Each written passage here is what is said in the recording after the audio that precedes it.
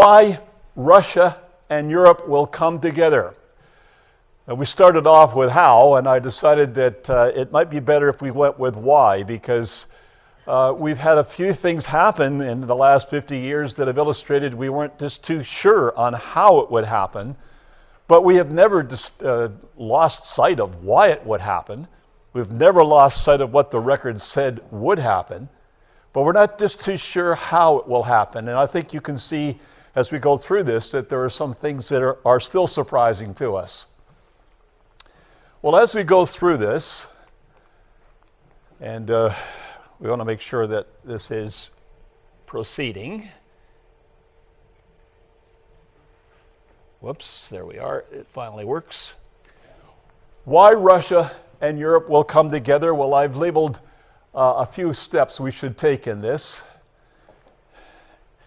You know, this is one of the things that you're supposed to remember before you start. You got to put this little connector in here. It doesn't work without that. Now we've got it going. So first of all, their coming together is certain because the author of the Bible, who knows the future, states it will happen. We've read our Bibles. We've seen what it says. We've looked at the reasons why we believe these names in Ezekiel 38 represent nations that we can identify. So we first of all believe it because the Bible says it. But we also believe it because to accomplish that is God's purpose with his people Israel, he will bring them together. And there's a difference between the Bible saying it and God causing it. Because it's not that God looks at the future and somehow is able to say these things without ever doing anything. He tells us, as we'll see, very specifically that he will do certain things in bringing them together. We also believe that Europe will have reason to invade the Middle East under Russian leadership, which is just following the details of the passage. At some stage, they will be attracted to Jerusalem to attempt to take control and to divide the spoil. So that's coming again right out of the chapter. But as we see in other companion Bible prophecies, all nations will find Jerusalem to be a burdensome stone, especially to those who rise up against her. And that's the kind of thing that we can see in history, that when God says there is a boundary or there's a limit or there's something's going to follow as a consequence of what people have done, we are just as assured that when it says it here, it will happen. Now, as I said to start with, we live in wonderful days, brothers and sisters, young people. We just see so much of what the Bible has talked about, and constantly need to remember that this book and these prophecies is going back 2,500 years. What other book, what other source of information could we have anywhere that's 2,500 years old and could tell us what's going to happen in our day? The Bible is a standout book, and this is one of the standout prophecies in Joel chapter 3, where it says, "Behold, in those days, and in that time when I shall bring again the captivity of Judah and Jerusalem, I will also gather all nations and bring them down into the valley of Jehoshaphat, and will plead with them there for my people, for my heritage Israel, whom they have scattered among the nations and parted my land." It's a standout passage because, well, Tel Aviv, for instance, is an example. The sand dunes was all that was there 100 years ago, and here we have this modern city arising. Yes, there's not too many of us who could claim that we were able to see that 100 years ago, but our parents may have known about it, or certainly our grandparents had followed this through. And so in just these few generations, we have seen so much of the Bible come to pass to give us an indication of the days in which we live. So seeing Judah and Jerusalem come out of captivity, we now look to this verse 2. I will also gather all nations and bring them down into the valley of Jehoshaphat. That's the exciting part of how Jerusalem is attracting, or nations are attracted to Jerusalem. And one of the things that we want to illustrate is just a few of how that occurrences of how that's happening. So the latter years, Ezekiel 38 verse 8 says, "After many days thou shalt be visited. In the latter years thou shalt come into the land that is brought back from the sword, gathered out of many people, against the mountains of Israel, which have been always waste. But it is brought forth out of the nations, and they shall dwell safely, all of them." And that's about what you get out of a more modern version, the ESV. It's about the same. There's nothing really changed there. This has been the way it's been said for 2,600 years. That at the time when Israel is brought forth out of the nations, God's going to do something involving the people of Israel, but it's going to be bring a nation which will be an enemy up against them. The nation that's gathered out of many people against the mountains of Israel. So it's certain what the prophecy is telling us. And you know, when we do our research, and our forefathers have done their research, and we challenge our young people to get into Genesis chapter 10, find out where these nations were. And so we can go into an old map that talks about the ancient world and the descendants of Noah, and we can see these nations mentioned in Ezekiel 38, first of all, were largely mentioned in Genesis 10, because it was the spreading forth of the sons of Japheth, as it mentions in verse 2, Gomer and Magog and Tubal and Meshech and Gomer and Togarmah, all these nations that reoccur in Ezekiel 38. So anyone who knows their Bible has a real in on this, because you can just see that what one part of the Bible is talking about, another one is expanding on. That's the beauty of the Bible. That's what we would expect if we knew that the Bible had one author who was able to direct men in various centuries of time to say a little more about what he had first revealed. So that's really quite supportive when you see that people who aren't Christadelphians don't have any axe to grind, but they just know that's roughly where history tells us these people were. So again, looking at the Descendants of Noah by Rand McNally. This is just coming out of the program eSword, so if you have eSword, you have all this in there. And it just tells us, like, there's Gomer, there's Magog, and these are nations of Europe. And it says the descendants of Gomer, up here in this top part here, the descendants of, I didn't really want to do that. Let's get back to where we were here. That's the one I wanted to push. It's pushing everything, so we just better not use that. The descendants of Gomer occupied probably Germany, France, Spain, and the British Isles. So when we look at Gomer, when we look at Magog, when we look at Rosh, we're looking at this part of Europe, the whole part of Europe. And we talk about Russia and Europe coming together. We're talking about Russia on our right side here, on the east of Europe, coming together in some way with Western Europe to do what the Bible says must happen.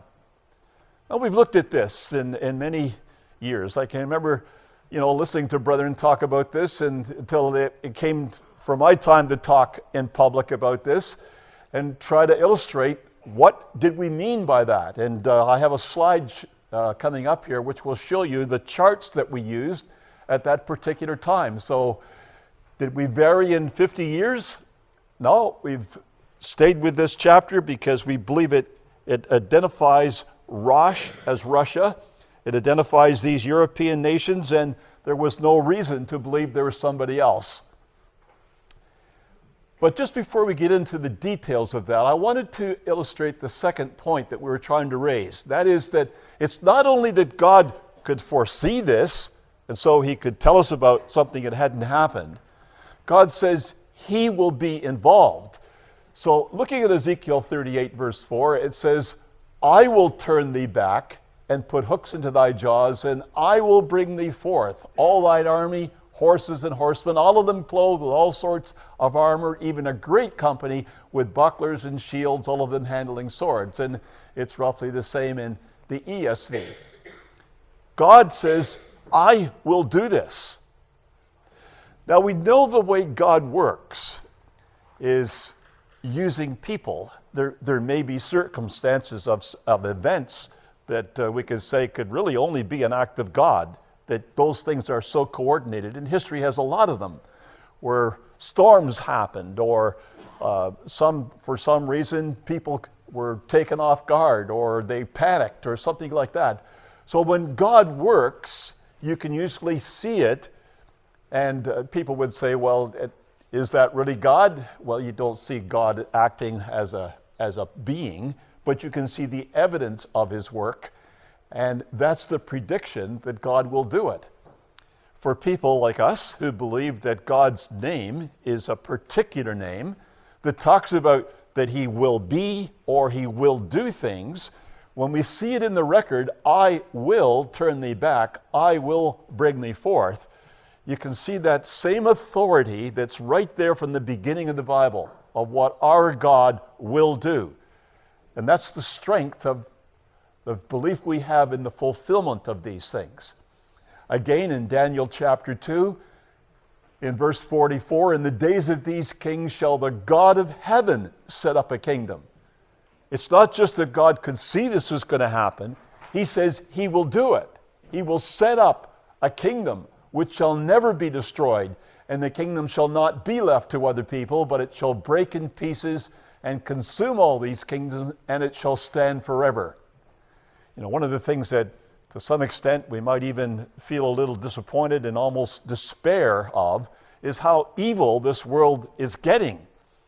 And you sort of wonder just how far it's going to go before God will intervene. I think these verses are very reassuring that however men decide or women decide or together nations decide what they think they're going to try to do with this world, God has a plan which has been revealed, and it's just a matter of time until it happens. Again, in Zechariah chapter 14, these are all passages which are well entrenched in the prophetic word that we have inherited from our forefathers. In verse 1 of chapter 14, behold, the day of the Lord cometh, and thy spoil shall be divided in the midst of thee. For I will gather all nations against Jerusalem to battle. The city shall be taken, the houses rifled, the women ravished. Half of the city shall go forth into captivity, and the residue of the people shall not be cut off from the city. And then shall Yahweh go forth and fight against those nations as when he fought in the day of battle. So primarily you see God saying he's going to do these things. And we live in a world that less and less acknowledgement of a God at all, given any name. And yet God has said these things, and it's the basis of our belief it will happen. So again, in Joel chapter 3, God says he will bring back the captivity of Judah and Jerusalem. The world doesn't see it, but people who believe the Bible rejoice to see that. I wasn't old enough to rejoice over the birth of the nation of Israel, but I certainly had a lot to rejoice over when Jerusalem became free in 1967. And those things were landmarks in our prophetic basis for predicting that what God has said before will certainly come to pass. So just a little review of this. I want to move quickly through this because it should be pretty standard for us. That this word chief, which we find in Ezekiel 38 in the King James Version, I've quoted the RV here, but it doesn't need to be the RV. It could be other versions who also have seen clearly that the word chief should be translated Rosh. And so we have in the prophetic word, chief, Rosh, or as we would say today, Russia. In Elpis Israel, John Thomas says this, and it's an interesting little aspect of what he did say, that Gog of the land of Magog, that is, starting the ruler of Magog by the latter syllable of the name of the country over which he rules. We have seen that Magog is the region extending from the Rus or Russia to the Rhine, comprehending Wallachia, Transylvania, Hungary, and Germany. Of course, the prophecy must be future because the prince of Rus is the Gog of Magog, and as yet, no emperor of Russia has been also emperor of Germany, etc. Now, this may not be too revealing for people who already have studied this, but for our young people who are putting some time into this to try to be convinced of this, it's these kinds of things that you see in the writings of our pioneers which are really reassuring. That these people didn't come up with an idea and just write it down. Though they saw there's questions to be asked. There's answers to be obtained. Like, how can you be certain about this? How can you be sure it's not some other time period? How can you be sure that Russia hasn't already done this, or some king in the past hasn't already done this? And that's what I very much appreciate myself about the writings of our pioneers, is that they didn't overlook those things. They did deal with them. So many peoples of Europe with Russia, as you remember from the map, we spoke about Gomer, and also the house of Togarmah was there, and they have to be part of that group of nations. Persia, Ethiopia, and Libya with them. And isn't it just amazing, brothers and sisters, young people, that, you know, we turn on the news or we read something about the news of the day, and you see these nations being mentioned. They may not be mentioned as Persia, although that doesn't, you know, stay out of the news entirely. People still remember that Iran and Iraq where their roots were. But Ethiopia and that huge dam they're building in Ethiopia, which is going to be a problem for Egypt downstream in the Nile, and the things that have happened in Libya, all these nations that were prophesied about 2,700 years ago, and here they are on the world stage before our eyes.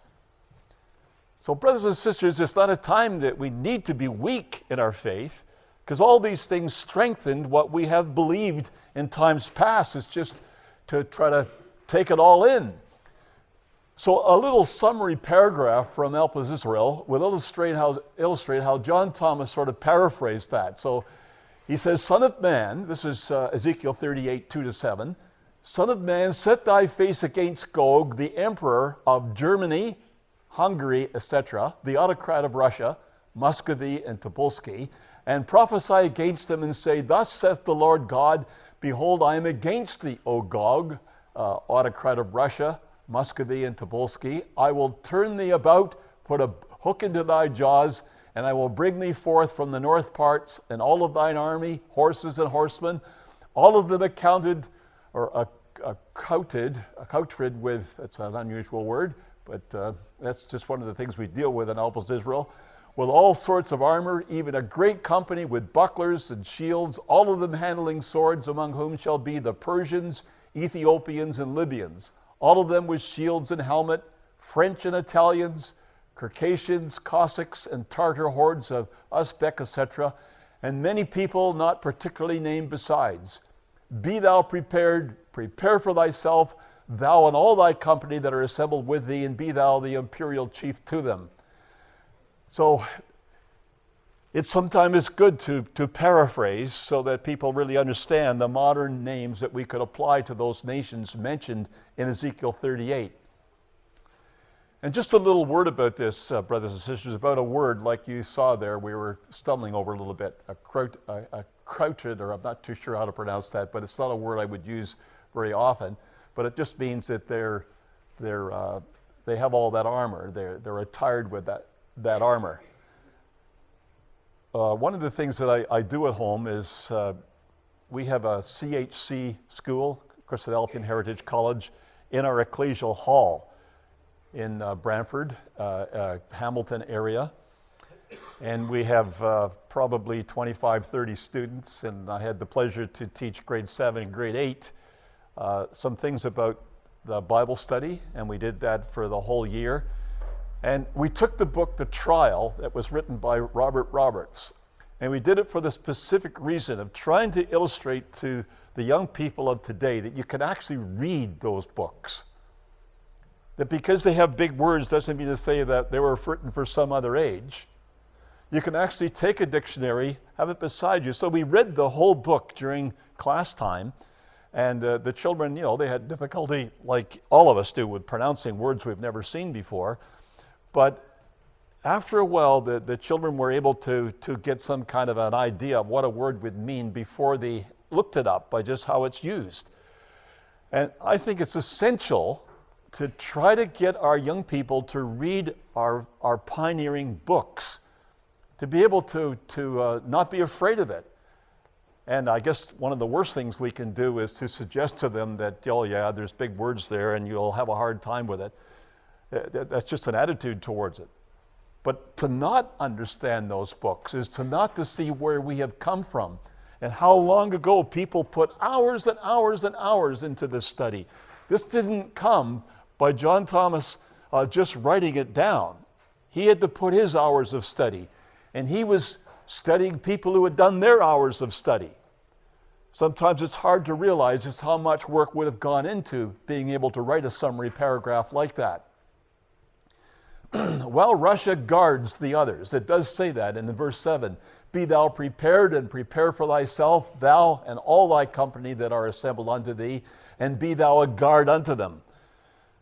And that's probably the way we've always looked at the idea of guard. I remember brethren speaking about these prophetic things in my early years, and it was always that they would be hedged in with thorns, or they didn't have any choice in this matter. They were going to be conquered by Russia.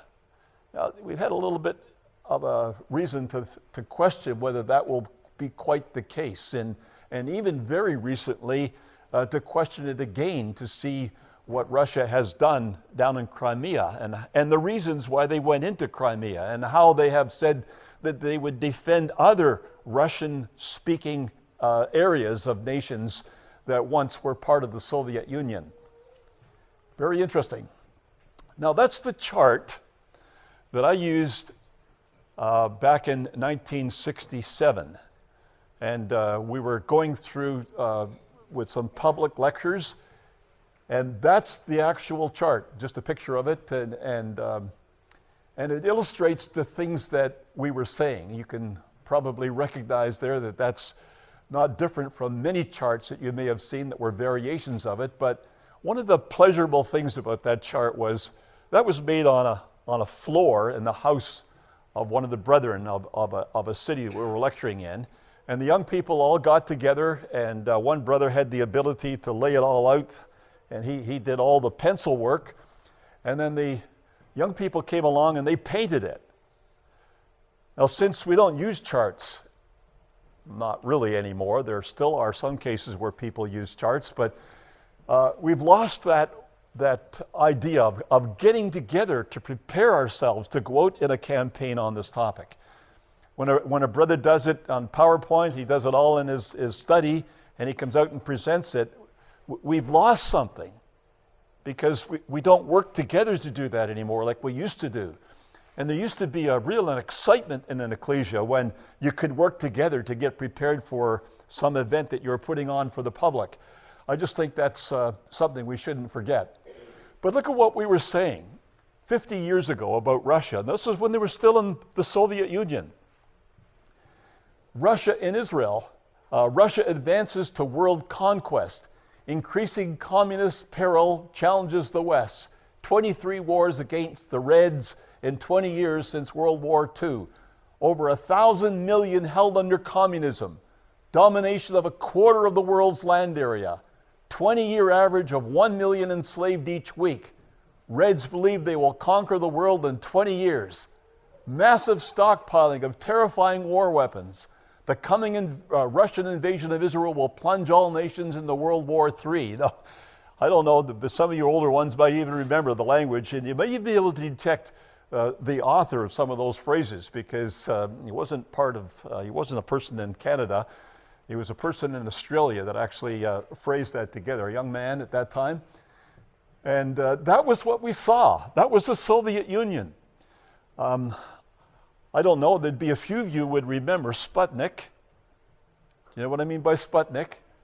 Well, the Americans were really offended and terrified by the fact that after developing those very powerful atomic weapons at the end of World War II, that Russia could send a little space globe right over America that just kept on going over and just getting the Americans riled up. I think it was 1957, somewhere back in those days.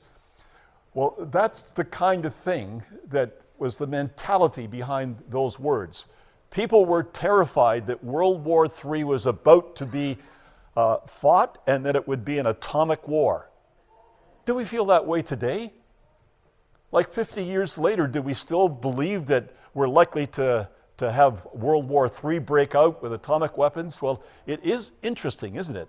If you've followed the news recently, that even the Russian leader has reminded the world that he has all these atomic weapons in storage and that they are quite prepared to use them. It's interesting, I thought, that should reoccur about 50 years in between what happened. Now, you may know those two brethren, but I had the pleasure of being on stage with those in California when that was Brother Maury Stewart in California. He used to have that program, This Is Your Bible, and it was every week, and he got a lot of people in Southern California quite interested in the Bible because of that program where he spoke on prophecy. That was his set. And that day he had Brother Perce Mansfield on, and they were talking back and forth as those two could about Bible prophecy. But that was what we were saying in the 70s, in the 80s, and when it came to the later part of the 80s and the 90s, we had to really think again about this because the Soviet Union just went to pieces about that time. Like, we never saw this happening. The Berlin Wall came down. I can't remember any brother, any group of Christadelphians speaking about the likelihood that the Berlin Wall would come down peaceably. The fact that that came down peaceably seemed to take everybody by surprise, and that's why sometimes you have to just back off a little bit of how God will do this. We don't doubt that He will, and that He will be involved in doing this, but that was a surprise that that could happen peacefully. And then the whole Soviet Union collapsed just in the next year, in 1990. And you can see the dates of where this happened. In some cases, yeah, they did have conflict when the Warsaw Pact nations sort of disbanded, and NATO was trying to take advantage of this, and there was several areas throughout Europe where there was a lot of strife. Now, we've come through that, brothers and sisters. So, some brethren, some sisters thought maybe we're wrong on this, like maybe Russia, since the Soviet Union collapsed, wasn't what Ezekiel 38 was talking about. It was some other people. But you know, you can't do that with the Word of God. We had researched it. We had looked at the research of others. This was to be Rus, Russia, up there in the uttermost parts of the north. It was to involve the nations of Gomer and Magog that were told spread out over Europe. How could it be any different than what that research had led us to? So as we have waited and as we have seen, a new Russia is rising.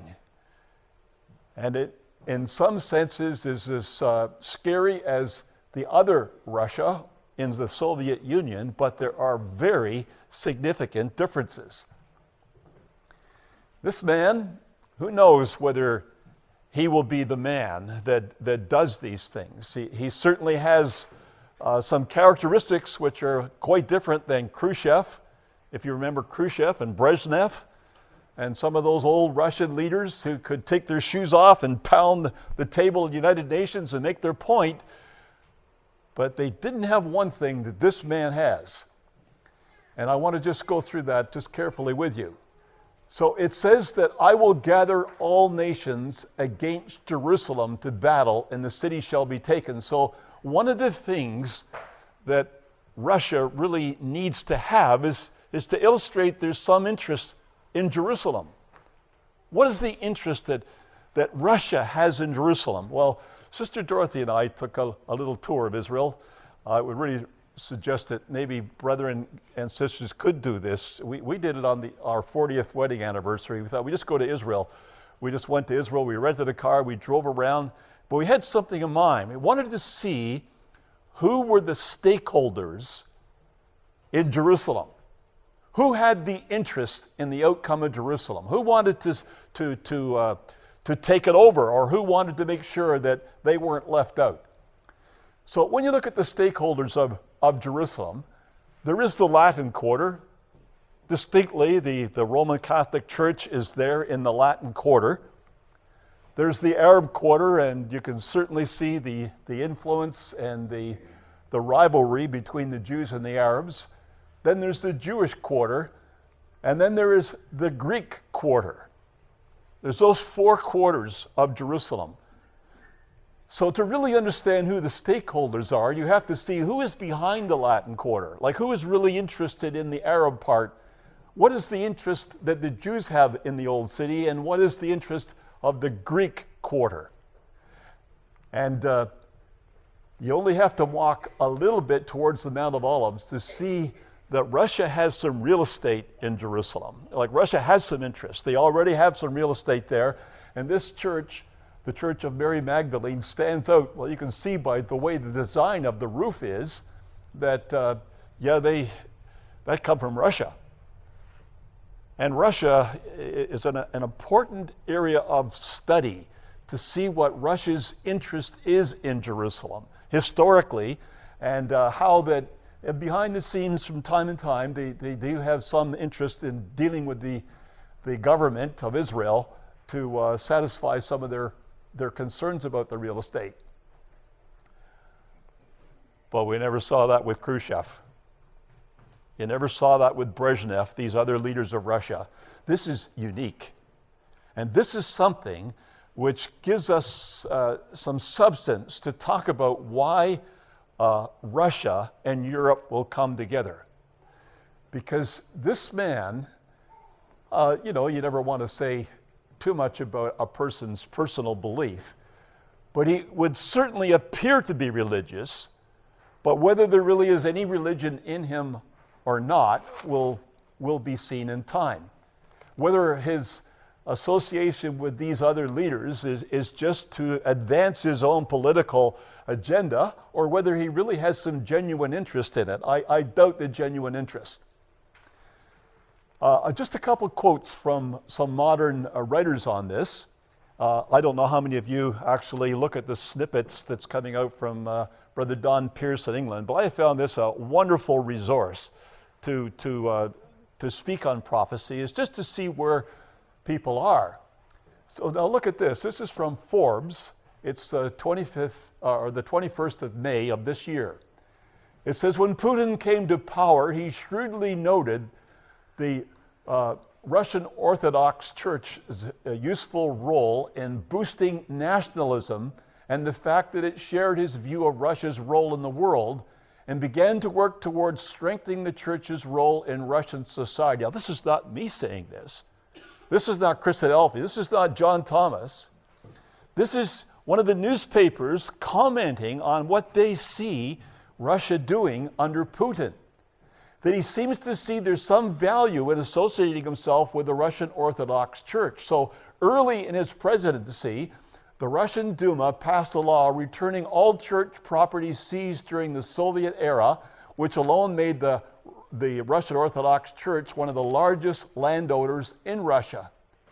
And over the past decade and a half, Putin has ordered state-owned energy firms to contribute billions to the rebuilding of thousands of churches destroyed under the Soviets, and many of those rich oligarchs surrounding him are dedicated supporters of the Russian Orthodox Church, who have contributed to the growing influence of the church in myriad ways. Now, I think I put a highlight on this because around 25,000 churches have been built or rebuilt since the early 1990s, the vast majority of which have been built during Putin's rule and largely due to his backing and that of those in his close circle of supporters. We never would have thought of that happening under any of the Russian rulers of 50 years ago. So this is a new wrinkle, and it's an interesting wrinkle because of what Putin's doing apart from this. Now here again, this is Forbes. This is almost a year later, not a year later, but a month later rather, where he says Vladimir Putin and Alexander Dugin. Now, Alexander Dugin is an advisor to Putin.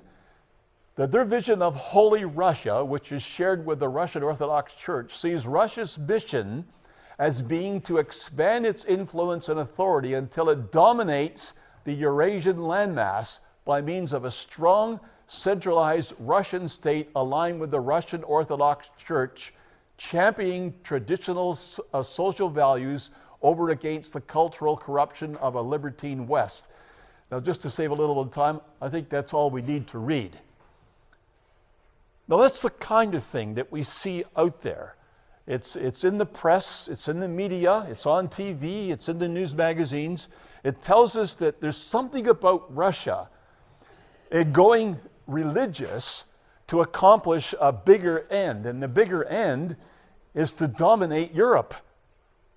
Well, that's really quite an interesting thing, isn't it, to think that Russia would actually go to do that. Well, they put on quite a display.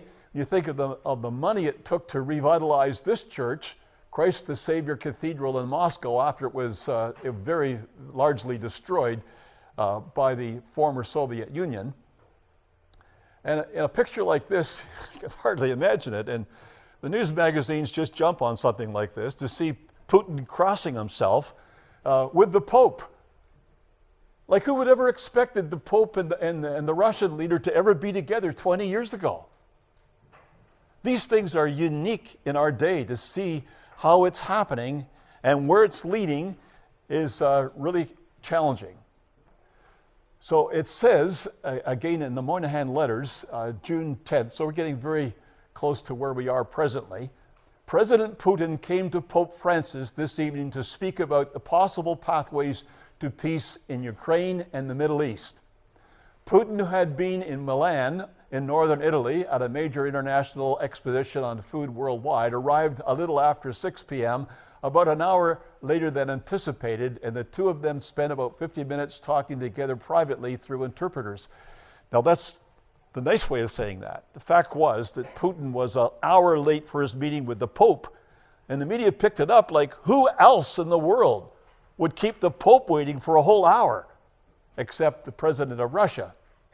They exchanged gifts, with Pope Francis giving Putin a medallion depicting an angel of peace, in evident hope that Putin might yet be a leader who could work for world peace. Now, this is really an interesting aspect of modern society, where one of the main features of meeting of leaders is for a photo op, so that then the whole media can take these pictures and make what they want out of them. But why would the Pope ever give him a medallion depicting an angel of peace? Well, the next sentence here. This is a medallion of the angel of peace executed by an artist of the last century, the Pope said to Putin, according to journalists who were present to report on the meeting. It is the angel who vanquishes all wars and speaks of solidarity among all peoples, and he gives it to Putin.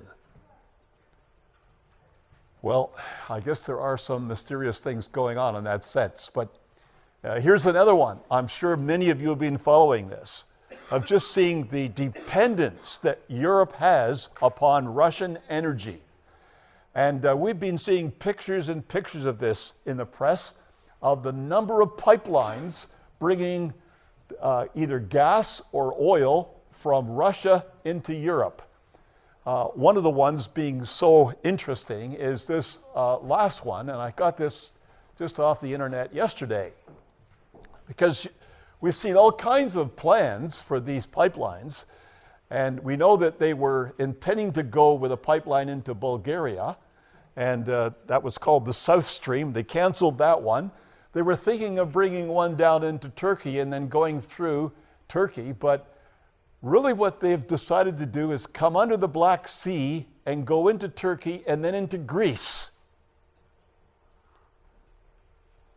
Do you think there was any reasons behind that, other than maybe it's shorter or it would cost less or something like that? Well, when you think of that waterway, that's the very, very narrow waterway in the Bosphorus and the Dardanelles, where Soviet might in its navy, that they've got Crimea, they're building up their navy in that area, but it has got no outlet other than the Black Sea. it's not much use to them. So this bridge, now I had the pleasure to go across that bridge from Istanbul across to other part of Turkey, which we were going on our way down to see the ecclesias of Revelation 2 and 3, and just to go around and see what was left of those places. But we crossed that bridge, and you could see the narrow harbor. Now I think the fact that, if we just go back to that slide, that gas pipeline that comes down there is very, very close to Istanbul. And Russia would have a very good reason to make sure that that is supported and protected, and if need be, if there's any stir of the people, come down there and make sure that Russian interests are maintained. Now, for the first time, I'd never seen this before, but that's an extension across Greece into Italy. Now, there's been many plans, and it depends on what your one. This is one up, I think, because it was yesterday's plan. Whether it's next week's plan or not, I can't be sure about that. But if they're planning on bringing gas down under the Black Sea, through Turkey, just a little bit of Turkey at Istanbul, and through Greece and across into Italy, I suspect there's a lot of thinking that's gone into that. A lot of planning, a lot of understanding of where nations are. How is it that Greece is in the news so much? And how is it that Russia has said that they would support Greece and that they would help Greece get back to work and pay its debt? How is it that that this comes in right beside the city, which was for many years called the Second Rome, the third Rome being Moscow, and now Moscow having such a great interest in putting that gas line so close to Istanbul? Well, we don't know just how that's going to work out, but it is quite interesting to follow, and that must yet provide some interesting things. Well, the prophecy of Daniel is just depicted from a copy of the front page of the Bible magazine, illustrating that the image must stand together. Inside it says it must stand together because the Bible says so. It says, "Then was the iron, the clay, the brass, the silver, and the gold broken to pieces together, and became like the chaff of the summer threshing floors, and the wind carried them away, that no place was found for them. And the stone that smote the image became a great mountain and filled the whole earth." So it wasn't a matter of breaking them up over the centuries since we've last known about them, but there's got to be a way they come together. And some of those nations some of those pieces involve Europe. And what we see in the gas pipelines, what we see with Putin being so outwardly looking religious that he would go and visit the Pope and that he would try to get the Russian Orthodox Church back together, is all illustrating, it would seem, some way for that image to stand. Now, in the time we have, I'm going to have to rush through this because there are some really interesting aspects to this, and I would just leave them for you to consider, because we do know that Ezekiel 38, verse 8, tells us that the people of Israel have got to be in the focus of Russia when it comes down with its other horde of nations. We do know that the same Bible passage says that these people have got to dwell confidently, safely or confidently. Now, the news provides little glimpses of how this might actually be, because it's an interesting thing to try to figure out. You mean that Israel doesn't have any walls? It's probably the country with the most walls of any country in the world in terms of its defense. So what else could we mean? Now, this was the last Gulf War. And during the last Gulf War, which was just in the last year, this is the prime example of confidence. This plant, which is Intel's plant, they're making chips in Israel, they made an announcement with the government of Israel together. At the time the war was on, this place is in Gat, which is Gath. It's right on the border of Gaza, where this plant is. And missiles had to go over that to get to the airport near Ben Gurion. So it illustrates that someone's got a lot of confidence in their ability to defend the place. If during a war, when rockets are flying over the plant, people decide they're going to put a $6 billion expansion of their investment in Israel, I'd say that's confidence. Can you imagine that happening in any other country of the world?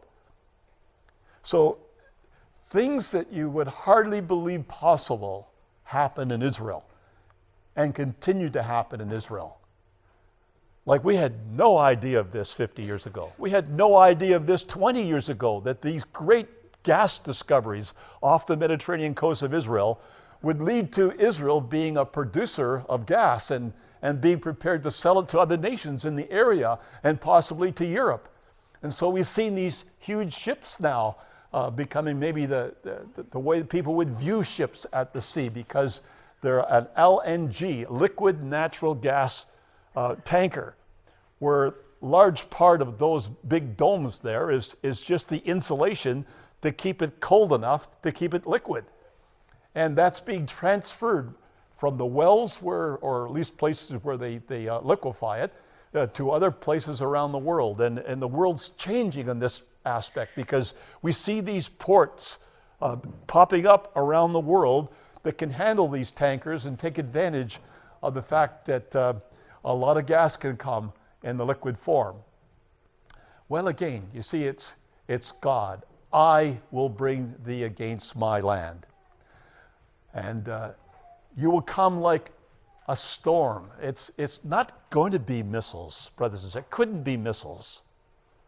The Bible record in Ezekiel 38 and 39 talks about thousands, if not hundreds of thousands of soldiers coming in, so that it takes 7 months to bury them. There's so many dead bodies because of invading soldiers into the land of Israel. So when we see like a storm, like a cloud covering the land, it may be something like this, of a very quick advance of troops into the area, is how they intend to invade Israel. Now here's a more modern chart. We do make charts, but the charts today are not made out of cloth. They're not made on a person's floor. They're designed on a computer, and they're made on vinyl. And that chart is 12 feet long and 8 feet high, and it makes a wonderful backdrop to a stage when you're having a lecture like this to the public. And I don't think I've ever seen anything create an atmosphere in a large public theater like charts of this variety with lighting on them. And when people come in, there just is an atmosphere that's set out for them. So we continue to make these charts. And this chart, we used that in the public. We went down out into the open parks. I don't know if you have parks in New Zealand where they allow you to do this, but we do have one in Hamilton where we live. In fact, the park is Gage Park. And when you do a little investigation of Gage Park, Gage was a Christadelphian. And there's some really interesting stories about how the truth advanced in southern Ontario and how John Thomas made his trip through those cities. He was in Hamilton, he was in Paris, he was in Toronto, and he visited those places. And hence, I don't know that there's anybody that would have any contact with that, even in family lines. There's people in Toronto and in Canada generally are very disinterested in the Bible. 50 years ago, you could go down in the public park, you could talk about it, and people would have a Bible, and they would have enough knowledge of it that they could follow what you're saying, but not today. And today, they just ignore you. It's a different world. It's going to be so much harder for our children to make the same points that we have been making. How much harder again for our grandchildren to make that point in public? Because they have nothing. I at least can remember as a child being in a park where brethren did this and doing it myself later on. But unless we do these things, there will be a generation have a hard time ever knowing Yahweh, the one who says that he will do this. The Jews are God's witnesses. We know that from that verse. I just want to share a little story with you. You may know this, you may not know this. I did not know this until I read the book that was written about the discoveries of scrolls in Masada. It was 1956. And it was the man Yigal Yadin. He was the one who was charged by Israel to find scrolls in Israel when the first Dead Sea Scrolls became aware of them. Then he was the one on Israel's behalf that led the expeditions to find any other scrolls. Well, he eventually went down to Masada. Those scrolls were 1947. This is 1956, so it was some time afterwards. Now that is a mighty place to go.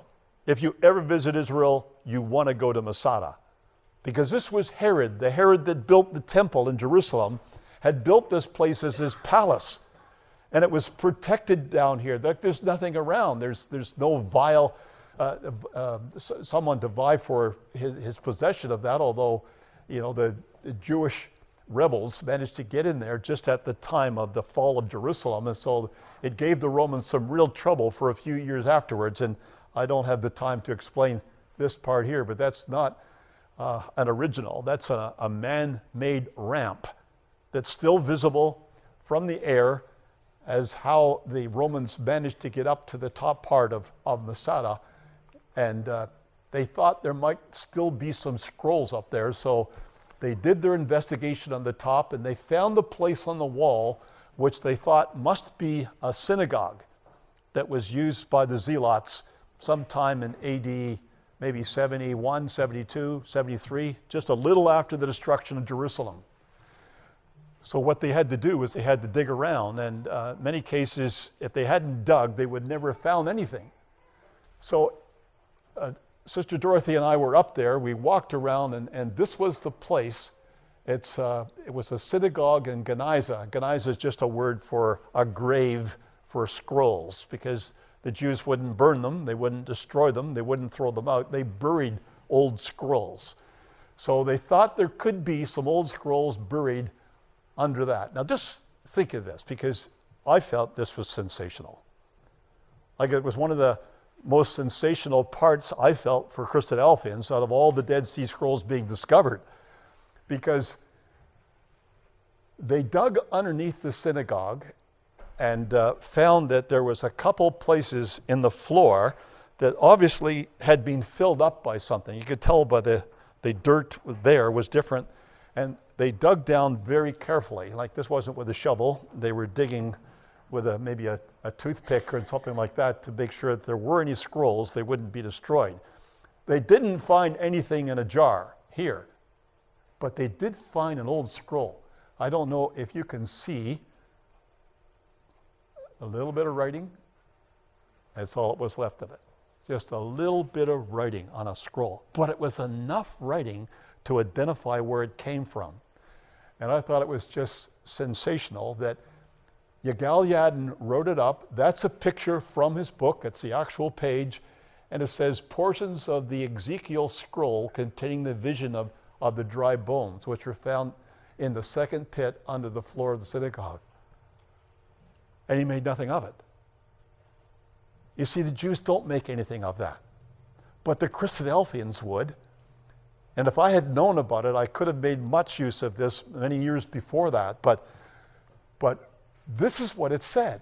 Like, that part fleshed out says this: Son of man, this is Ezekiel 37, verse 11, these bones are the whole house of Israel. Behold, they say, our bones are dried, our hope is lost. We are cut off for our parts. Therefore prophesy and say unto them, Thus saith the Lord God, Behold, O my people, I will open your graves and cause you to come out of your graves and bring you into the land of Israel. And you will know that I am Yahweh when I have opened your graves, O my people, and brought you up out of your graves.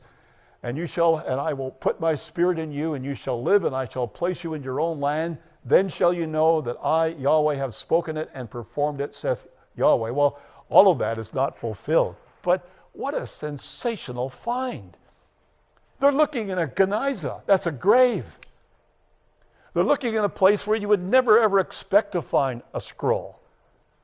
And 2,000 years approximately before they found it, someone had buried it, because it had to be done in the years AD, I think 71, 2 or 3, somewhere just after the destruction of Jerusalem, just after the bones of Israel became apparent. And then when Israel is being revived and the bones are coming together and the skin's coming on them, and this great group of people are about to become alive, someone digs in that place where these people, one of the last people of the land of Israel, where they were, the zealots in Masada, they dig under and they dig and they dig until they find this old piece of a scroll, just a piece of a scroll, but enough of it to actually identify Ezekiel 37. I think that's pretty sensational. I think that's the kind of proof that God provides for us who believe these things. To be able to see that this is actually happening before our eyes is the kind of evidence that we need to be able to offset the other things that are happening to try to destroy our faith. And we'll leave it there.